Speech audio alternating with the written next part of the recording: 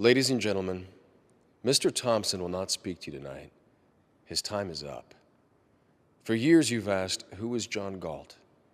You've asked that question in despair and resignation as factories closed, goods became scarce, jobs disappeared. Your lives are becoming more difficult as the life force of your world is draining away. You have asked that question without expecting an answer. I'm here to answer it. This is John Galt speaking. Mr. Thompson won't tell you the truth about the crisis in your world. I will. Have you noticed that as everything around you seems to decline, one thing still grows?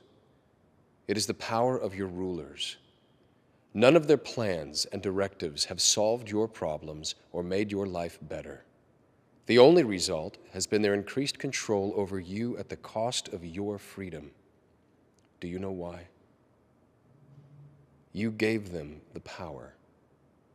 They called for your sacrifice, and you thought it was noble.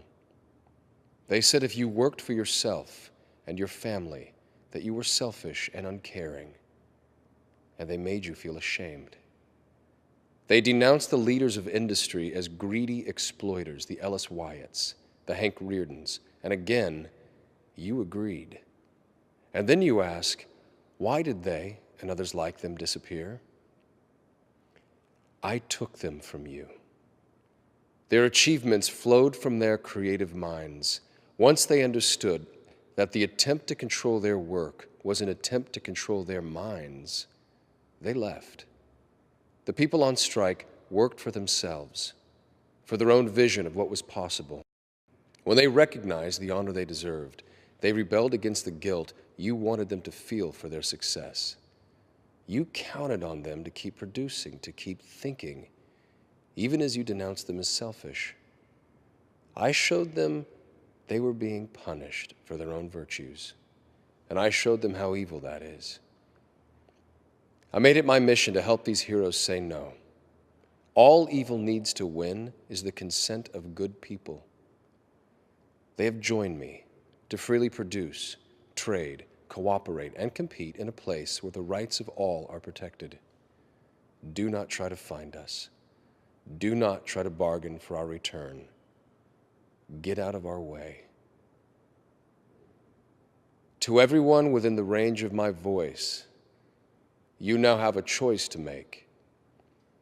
If you decide to support the notion of sacrifice enforced by the state, your game is up. Your world is in a downward spiral, and you will ride it down to destruction. But if you share the values of our strike, if you believe that your life is a sacred possession for you to make the most of, if you want to live by the judgment of your own mind, not edicts from the state, then follow our lead. Do not support your own oppressors. Stop letting the system exploit you. Form your own communities on the frontiers of your crumbling world. Your rulers hold you by your endurance to carry the burdens they impose, by your generosity when you hear cries of despair, and above all, by your innocence which cannot grasp the depths of their evil. The world you are living in is the world they wanted. Leave them to it. Those who have left you are eager to build a better world, a world of freedom and opportunity, a world based on mutual respect. In that world, you will rise in the morning with the spirit you knew in childhood, the spirit of eagerness and adventure, and the confidence that the world is what it is and is there for you to discover. In that world, you will not receive alms, nor pity, nor forgiveness of sins, but honor, respect, and justice. Don't let the fire go out spark by irreplaceable spark in confusion and despair.